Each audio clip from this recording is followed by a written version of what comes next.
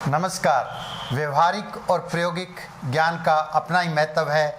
व्यवहारिक और प्रायोगिक ज्ञान पुस्तकीय ज्ञान से भिन्न होता है, ज़्यादा इम्पोर्टेंट होता है।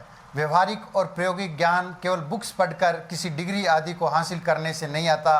जब भी किसी देश के शासक को कोई कानून बनाते समय, कोई नीति बनाते समय, कोई निर्णय लेते समय यदि उसे व्यवहारिक और प्रायोगिक ज्ञान नहीं है तो उसके द्वारा बनाए गए कानून, नीति और निर्णय कभी सही नहीं हो सकते। इसी प्रकार हर आदमी को शिक्षा के साथ साथ अनुभव, व्यवहारिक और प्रायोगिक ज्ञान होना बहुत ज़रूरी है ताकि वह अपने जीवन में ठीक ठाक निर्णय लेता रहे। मैं आपको ऐसे ज्ञान की एक बात बताता हूँ। शहर में पले बड़े एक युवक ने इंग्लिश में प्रथम श्रेणी से एमए की, उसके बाद उसने पीएचडी की। उसके बाद में उसकी इच्छा हुई कि वह अपने पूर्वजों का गांव देख कर आए। वह अपने पूर्वजों के गांव में गया। जैसे ही वह गांव में घुसा, उसने गांव की दीवारों पर थेपड़ी यानी उपले थापे हुए देखे।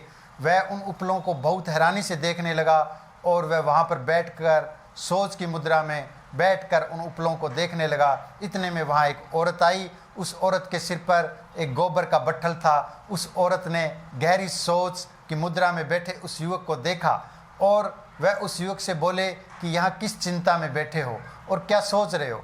इस पर उस पढ़े लिखे पीएचडी होल्डर युवक ने दीवार पर थापे गए उपलों की ओर इशारा करते हुए उस महिला से कहा कि मैं सोच रहा हूँ कि आखिर गाय इस दीवार पर चढ़ी तो कैसे चढ़ी कि उसने दीवार पर चढ़कर गोबर कर रखा है। ये सुनते ही वह महिला ज़ोर ज़ोर से हंसने लगी और समझ गई कि युवक ग्रामीण क्षेत्र में पहली बार आया है और इसको ये समझ नहीं है कि दीवार पर गोबर करने के लिए गायें नहीं चढ़ी, बल्कि ये तो ईंधन के लिए दीवार पर गोबर से थेपड़ी यानी उपले थापे हुए हैं। उस महिला की हंसी रुक नहीं रही थी और उसने हंसते हुए अपने सिर से गोबर का बट्ठल उतारा और उस बट्ठल में से गोबर लिया और गोबर के गोले बनाकर दीवार पर मारे और उसको बताया कि दीवार पर गाय कैसे चढ़ी और दीवार पर गायें चढ़कर गोबर कैसे करती है।